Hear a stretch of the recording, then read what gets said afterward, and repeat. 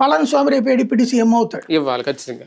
వీళ్ళ గ్రూప్ కే మంత్రి పదవులు రావు, అతనే 4 మంత్రి పదవులు తీసుకుంటాడు. అందుకని ఈ బ్యాచ్ అంతా బయటకు వచ్చారు.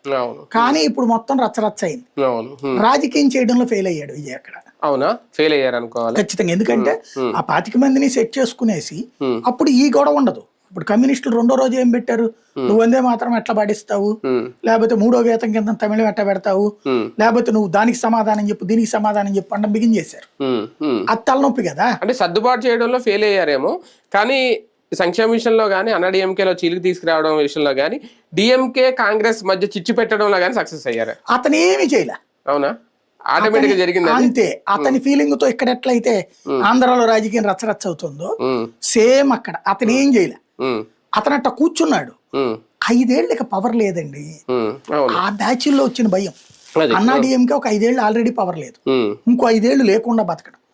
ఒక్కసారి పవర్ ఎంజాయ్ చేసినోడు ఇప్పుడు ఎందుకు మీకు 10 మంది కాంగ్రెస్ అదే బీఆర్ఎస్ ఎమ్మెల్యేలు పరిగెత్తుకుని కాంగ్రెస్ లో చేరారు? ఎందుకు కాంగ్రెస్ తెలుగుదేశం ఎమ్మెల్యేలు టీఆర్ఎస్ లో చేరారు? ఆ రోజున పవర్ అలవాటు పడ్డోడు వాడి నియోజకవర్గం. ఇప్పుడు ఇక్కడ చూడండి, వైసీపీ నియోజకవర్గంలో, బీజేపీ నియోజకవర్గంలో, జనసేన నియోజకవర్గంలో కూడా తెలుగుదేశం డామినేట్ ఉంటుంది. అక్కడ ఎందుకు పవన్ కళ్యాణ్ మీద అసంతృప్తి కార్యకర్తకి? ఎందుకని వైసీపీ వాడు ఏం చేయలేకపోతున్నాడు? ఆ ఎమ్మెల్యే కూర్చుని ప్రతిపక్ష నాయకుడిగా రోజు తిట్టుకోవాల్సింది. ఇదివరకు